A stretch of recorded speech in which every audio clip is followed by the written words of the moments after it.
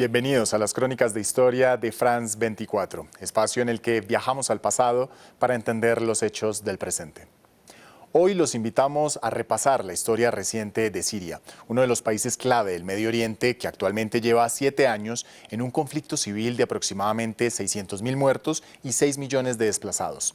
La guerra en Siria también ha dividido a las potencias internacionales. De una parte, países como Rusia e Irán, que apoyan al gobierno de Bashar al-Assad, y de otra, Turquía y Estados Unidos, que en diferentes momentos han respaldado a los grupos rebeldes opositores.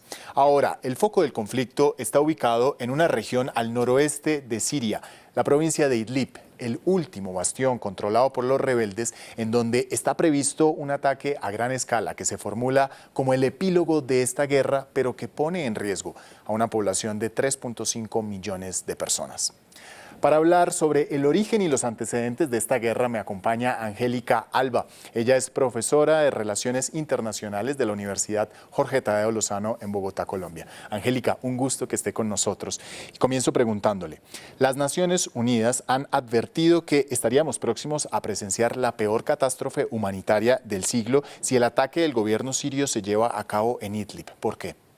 Muchas gracias por la invitación. Efectivamente, se espera que la catástrofe humanitaria, si se producen estos ataques, sea de grandes proporciones porque, como lo mencionabas, hay 3.5 millones de habitantes en esta región y se estima que cerca de 30.000 combatientes estarían siendo atacados por esa operación. De tal suerte que se espera que además de los daños a la infraestructura y obviamente las pérdidas humanas, haya una gran masa de refugiados, cerca de 900.000 que se dirigirían a Turquía.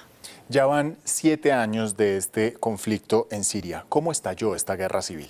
Esta guerra estalla en el contexto de la primavera árabe. Vemos que ya se han producido algunos éxitos de estas revoluciones en los casos de Túnez o de Egipto, y aquí se van a generar algunas protestas masivas en diferentes ciudades de Siria en contra del gobierno de Bashar al-Assad. Estas protestas van a ser muy duramente reprimidas por las fuerzas de seguridad y fuerzas adscritas al gobierno de Bashar al-Assad, de tal suerte que se va a generar una respuesta armada de esa oposición que se va a organizar y que a su vez también se va a atomizar, generando diferentes facciones que van a empezar a enfrentarse incluso entre sí mismas y obviamente en contra del gobierno de Bashar al-Assad.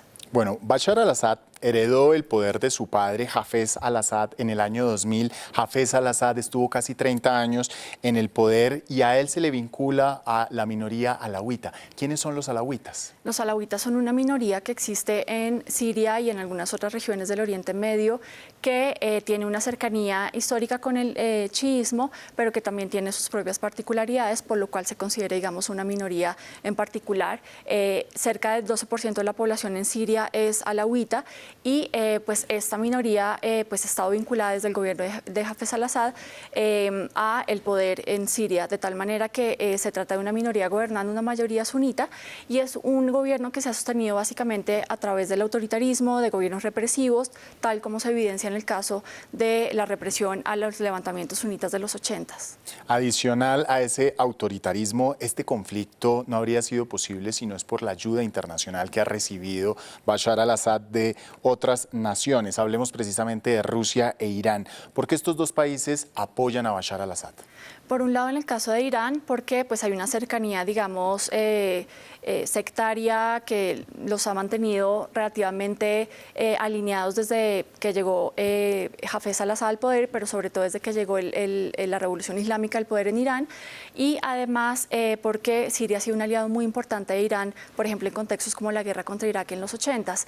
Entonces, digamos que aquí también hay que tener un poco en cuenta el contexto más amplio de la región, en donde Irán pues tiene un pulso con Arabia Saudita, de tal suerte que Irán apoya al gobierno de Bashar al-Assad, Arabia Saudita ha apoyado a algunas facciones en la guerra civil, al igual que otros países árabes, y por eso es que, digamos, se ha reforzado la alianza entre Irán y Siria. Y por el otro lado, Rusia ha sido un aliado muy importante de Siria, incluso desde tiempos de la Unión Soviética y el apoyo a Hafez al-Assad, y en la actualidad pues vemos el resurgimiento y el fortalecimiento establecimiento ruso que quiere tener una mayor influencia y una presencia en la región, de tal suerte que se ha vuelto, digamos, a reactivar esa alianza de manera muy clara en el contexto de la guerra civil en Siria, y por lo tanto pues los intereses de Siria y los de Rusia están bastante vinculados en este escenario. Y con este apoyo ruso, ¿podríamos llegar a afirmar que Bashar al-Assad se está consolidando en Siria?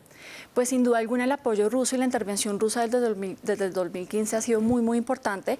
Esta ayuda y esta intervención se ha dado sobre todo a partir de las acciones de la Fuerza Aérea con bombardeos a blancos terroristas, como ellos lo denominan, y evidentemente esto ha, digamos, volcado la balanza a favor del gobierno de Bashar al-Assad en el proceso de reconquista y de retoma de varios territorios en Siria. Entonces, sí podemos decir que la ayuda rusa y la intervención rusa han sido decisivas y que hoy precisamente estamos viendo que es probable que se desarrolle la última batalla que termine de consolidar el poder de Bashar al-Assad en todo el territorio de Siria. Angélica, muchas gracias por acompañarnos en este viaje en la historia reciente de Siria, y a ustedes los invitamos a que esta y otras historias las visiten en nuestro sitio web france24.com.